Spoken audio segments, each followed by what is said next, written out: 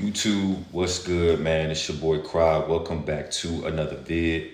Make sure to like, comment, and subscribe for the algorithm. Make sure to follow me on all platforms at I Am Cry. I'm reading this book, man, called Think and Grow Rich, man, and I'm in the first chapter, and I'm reading it, man. And so far, it's been extremely powerful, and it's allowed me to reflect on a lot of my experiences within my life and my mindset in those experiences and the importance of rewiring your brain, fellas. And it tells a story in this book that, back in the day there were gold mines, right? And like you could go in the ground and dig different mines and become a millionaire. And there was this guy, he found a gold mine in Colorado, but he needed the equipment to dig it up. So he asked his friends, his family members, his neighbors, and it was a lot of money, over $100,000. But he ended up getting the equipment, and he was digging in the mines, and he found some gold, but he couldn't find the other gold that he initially saw when he was at the mine, with the technology he had, right? So he gave up, right? And he sold that equipment to some junkyard people, and the junkyard people decided to take that equipment, do more research, and the gold mine ended up being 3 feet deeper than where the first dude was looking. And then the junk people became millionaires, right? And then that person later on found out that he was only 3 feet away from the mine. So he was able to pay the people back that loaned him the money for the materials, but he really didn't gain any money because he just gave up too quick. And that's so powerful, fellas, because I can recall in my times in my life when maybe I gave up too quick, right? Most of y'all know I used to do music, right? And in my first ever video on YouTube, I talk about how I took a lot of L's with music and I started losing the love for it. I really don't know how close I was to my goals, right? I really don't have no idea, and I'll never know because I let, because most humans, when we are defeated, we give up and we quit, right? And in that moment, I'm not gonna say I'm done making music for the rest of my life, but temporarily, like I'm not making it. You feel me? I gave up and I quit, right? And I never knew. You never know how close you are. You never know how many feet you're away from that gold mine, fellas, right? And a lot of us, we have it talks about having a failure conscience, right? It talks about how I feel like everybody is like this to a certain extent. We're always thinking of the worst possible scenario, like the worst that could happen, right? Like, damn, if I fail, this gonna happen. If I invest in this mentorship, that's $1,000. Or if you feel me, I go to the gym, I'm wasting an hour a day when I could be doing something else. Or all these doubts, and you have a failure conscience rather than a success conscience, rather than when this happens, not if, when this happens, I will be in shape. When I invest in this mentorship, I will be getting more income a month, right? When I start eating right, I will get rid of this gut, right? And it talks about the importance of rewiring your brain, and that most people have a failure conscience, right? And it talks about how, this guy, he had the same guy, once he learned from that situation, he went in the dictionary, man, and he had a dictionary and he just cut out the word impossible, man. Fellas, impossible should never be in your mind. It should never come out your mouth. From now on, we just gonna call it the I word, man. The I word should never be in your vocab, man, because anything is possible.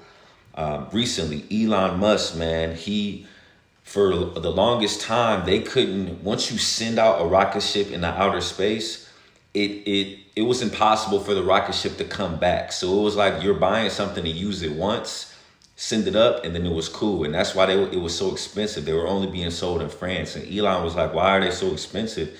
And the engineers were like, because you can only send it up. It's just a one-trip ship, right? So he was like, well, I'm about to create one that can come back down, right? And just 2 days ago was the first time in history they were able to accomplish that, right? And before Elon did it, it was impossible, the I word, right? But that just goes to show, like, his conscience and his thoughts of this is possible, it aligned with, a deep desire and passion and hard work to do so is what allowed him to do, the possible, right? And that's powerful, fellas, because a lot of times, man, your worst enemy, like you holding yourself back, like you're capable of so much more. And I speak about it so much, but this book just goes into more depth. Like, we're all human beings. We all feel those emotions of defeat, right? We all could have been 3 feet away from that gold mine, right? But what's gonna separate you, and when God blesses you and gives you your biggest blessings, is, are you gonna quit or go beyond, keep digging and get to that gold mine, right? And I refuse to make those same mistakes that I made with music, right? That I made when I was hooping, right? Into what I'm doing now, into my fitness business and creating content on YouTube, right? Like, I know it's gonna happen. You have to see it before it can happen, fellas. You have to be obsessed with it. You have to put in the work. You have to believe in it, and you have to know it's gonna happen, and it will happen, right? It was another story in this book. It was a guy that was just determined to work with Thomas Edison. Like, Thomas Edison is a dude that created the light bulb, and he just was obsessed with working with him, but he didn't have no experience in that field, and he didn't have no money. Right. He basically traveled across the country, showed up on his office doorstep and said, "Hey, can I help? Like, where can I get in?" And Thomas Edison let him in for like a minimal job, like just doing unnecessary work, shit that didn't really matter. Right. And he ended up, just being prepared for the opportunity, And there was an invention that Thomas Edison needed sold, but his salesman didn't really believe in it. But this man believed in it, and he ended up selling it, and you feel me, getting billions of dollars and working alongside Thomas Edison, in the long run, about 5 to 10 years down the line, right? And you like, Cry, why are you telling me these stories? Because what you got to understand, fellas, is that in life, that 5 to 10 year time frame, a lot of motherfuckers give up. A lot of motherfuckers quit, right? And you never know how close you are, man. Like, he was willing to put everything on the line. He was willing to go to a whole nother side of the country and just show up on dude's doorstep. You hear J. Cole's story. J. Cole showed up to Jay-Z office. Jay-Z rejected him right at first, right? And that's another thing, man, that this chapter was speaking about is no is not no. It's just not right now, right? A lot of people, including myself in the past, will get rejected and we'll think no. And we think that it just can't happen no more, right? When in reality, man, it can. If you stand firm, right, and just be like, okay, I'm going to try again. Okay, I'm going to keep going. Okay, I'm going to get better.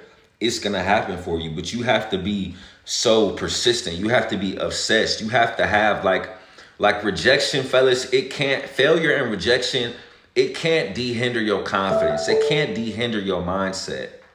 Right? That's it. That's what this chapter was basically talking about. A lot of times, fellas, our failures, and when we're trying to do something and it doesn't work for us, we let it affect us way too much emotionally, right?